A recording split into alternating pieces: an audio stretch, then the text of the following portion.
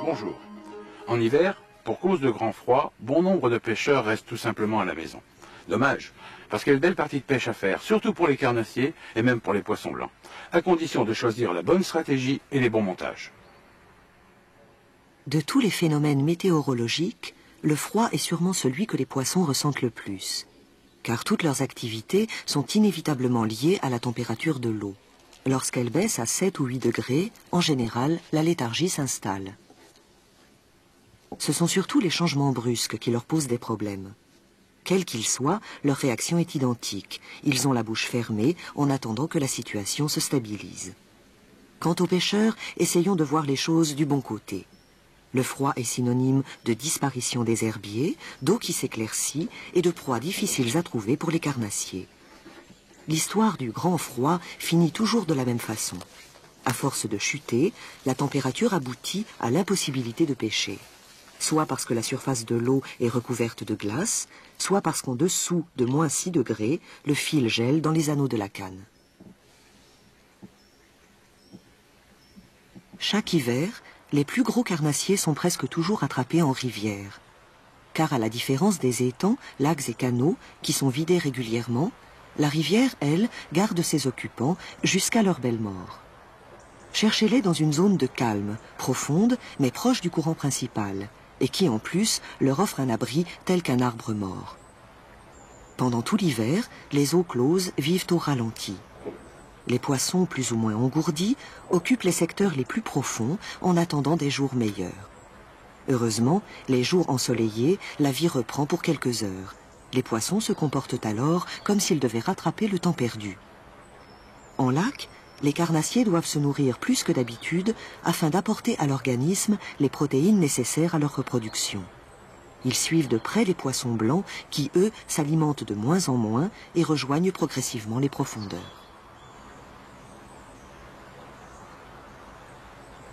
Dans les eaux très froides, les carnassiers passent le plus clair de leur temps installés dans des fosses et se nourrissent peu. Alors tant pis pour les amateurs de la pêche sportive des carnassiers, il faudra pour une fois pêcher quasiment exclusivement au vif. Alors je vous propose le montage double chance, ou si vous voulez vous déplacer un petit peu pour vous réchauffer, le montage tirette. Si malgré tout vous voulez pêcher d'une façon sportive, il vous reste la pêche à la dandine. Le montage double chance consiste à proposer aux carnassiers sur la même ligne 2 appâts.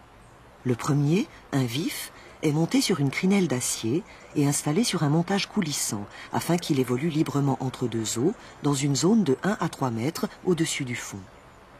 Ce sont surtout les brochets qui sont intéressés par ce premier piège. Le second appât, un poisson mort ou un gros ver, repose sur le fond. Il prend place sur un bas de ligne d'un diamètre de 26 centièmes et d'une longueur d'1 mètre. Cendres, perches, silures et anguilles sont les principales victimes de ce second piège. La tirette se pratique essentiellement sur les fonds propres. Aussi efficace du bord qu'en barque, en eau close qu'en rivière, elle se pratique toujours de façon itinérante. Vous pouvez utiliser comme appât un ver, un poisson mort, un leurre, mais à cette époque de l'année, rien de tel qu'un beau vif. L'action de pêche consiste à faire évoluer le montage en permanence sur ou à proximité du fond. Les tirées ont pour but de déplacer le vif de 50 cm à 2 mètres à chaque fois. Les pauses, d'une durée de 5 à 30 secondes, laissent au carnassier le temps d'attaquer votre appât.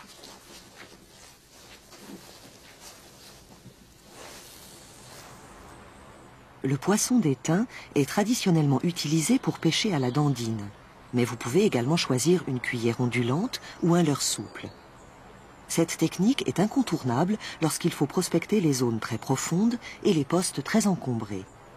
Leur exploration s'avère totalement inefficace avec des méthodes classiques.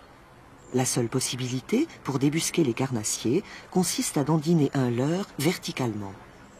L'action s'effectue sous la pointe du sion, à l'aplomb de la zone à prospecter. Il convient de réaliser des mouvements souples en enchaînant des phases de tirée et de redescente.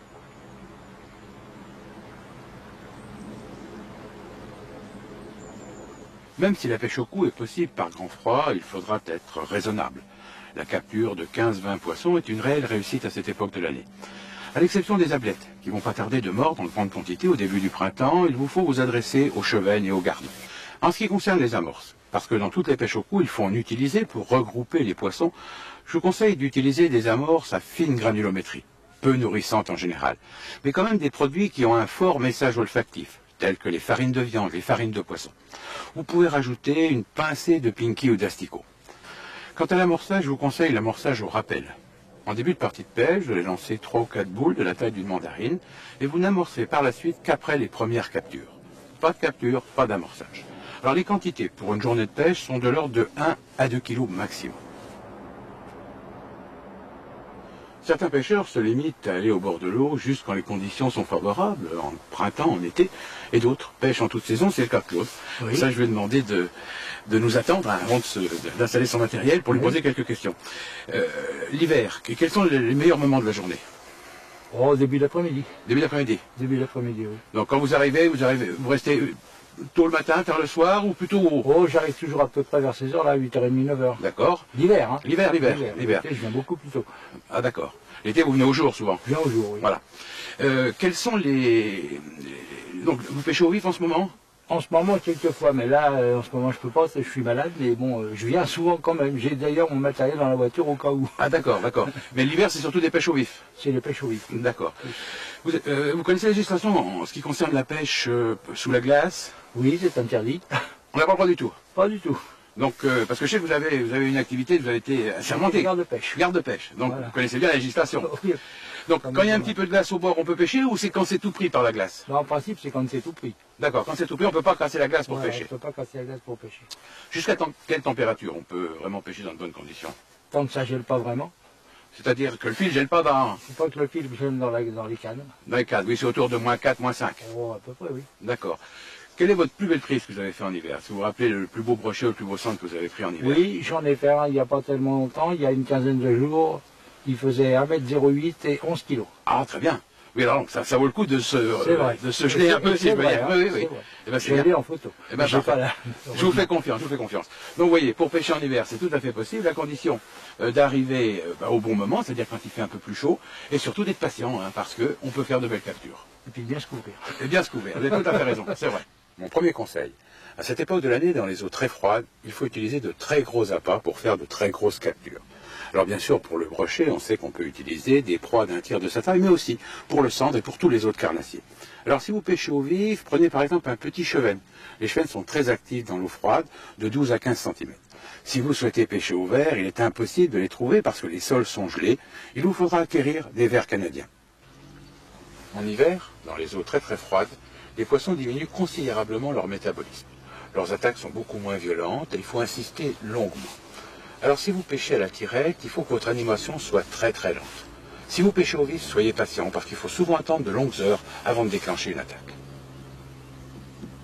De plus en plus de carpistes pêchent la carpe toute l'année, donc également pendant les périodes de grand froid. Il leur faut simplement modifier la composition de leur bouillette. Alors autant en été, ils peuvent utiliser des bouillettes assez riches, avec des protéines animales, autant en hiver, il est conseillé de prendre plutôt des protéines végétales et des bouillettes pauvres, pour qu'elles soient beaucoup plus faciles à digérer. Pêcher par grand froid demande pas mal d'efforts de la part du pêcheur. Mais que dire de cette récompense quand on peut capturer un poisson hors du commun, un poisson record tel que les gros brochets, qui mordent si bien à cette époque de l'année. Dans tous les cas, c'est ce que je vous souhaite. À la prochaine.